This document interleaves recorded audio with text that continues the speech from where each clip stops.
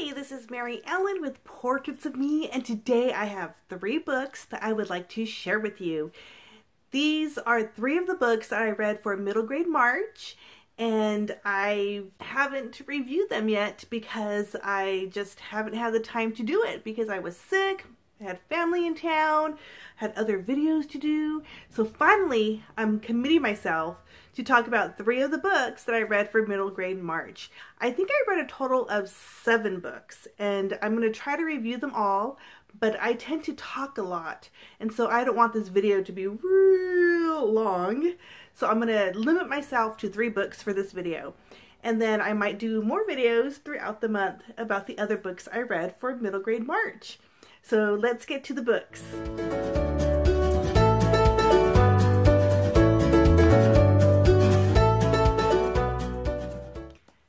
So again, I participated in middle grade March for this year, and the books that I picked, I loved them all. So I am so excited to share some of those books with you.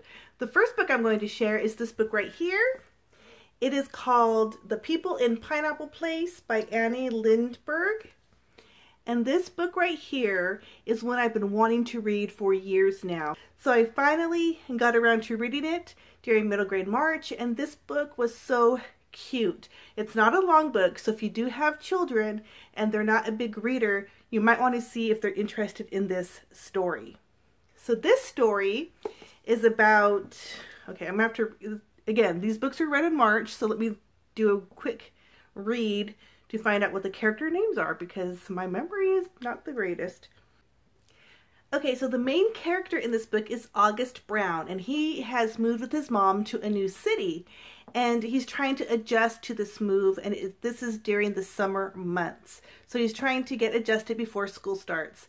So he happens to wander around, and he finds, well, okay, he doesn't wander around. He's actually following a lady that digs through the trashes because he's curious as to why she's doing that. So he follows her one day, and she leads him to Pineapple Place, and this is like a street that is hidden from view from normal people, I guess. Only special people can see the people of Pineapple Place, and he doesn't know that at first. So he meets this girl right here. Her name is April, and they become friends, and he tends to go on adventures with them. But it's so much fun because, like I said, no one can see these kids except for him, and it's just a really fun tale of the situations they get themselves into because regular adults can't see all these kids wandering around.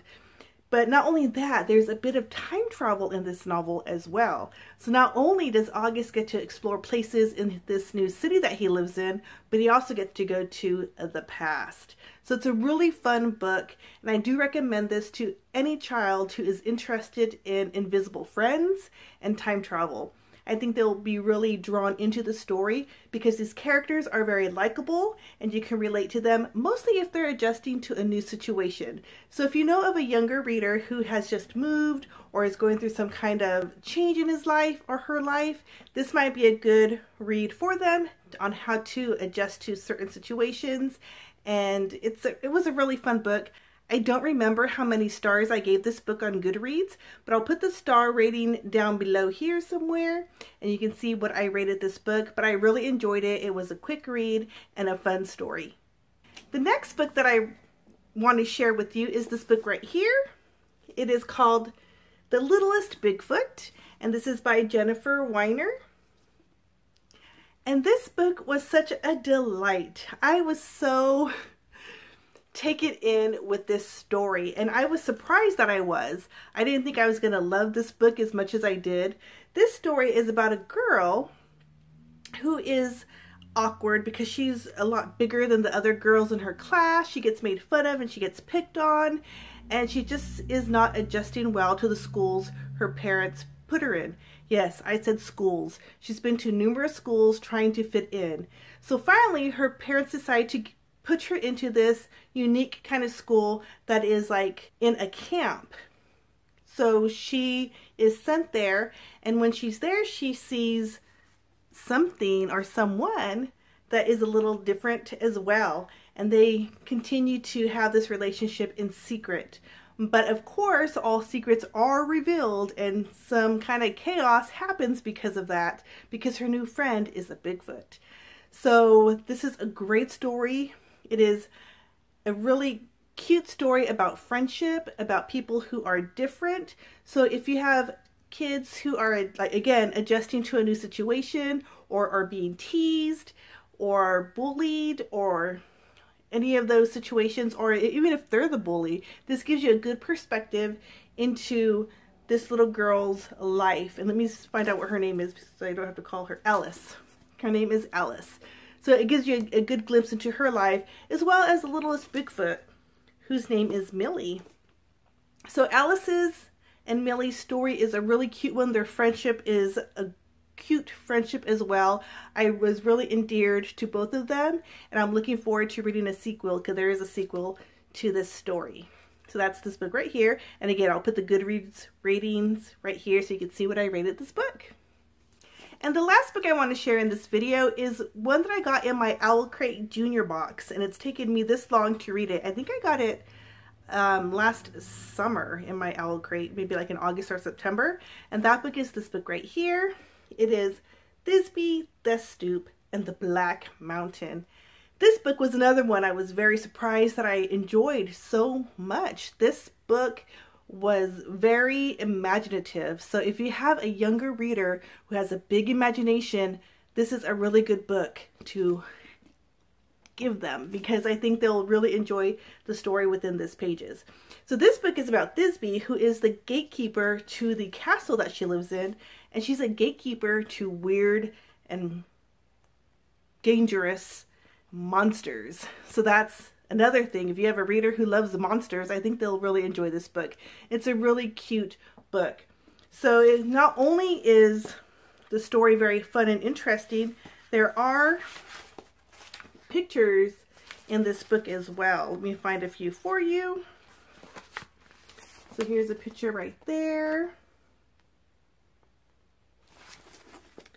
That's a nice picture. They're all in black and white, so there's no colored picture.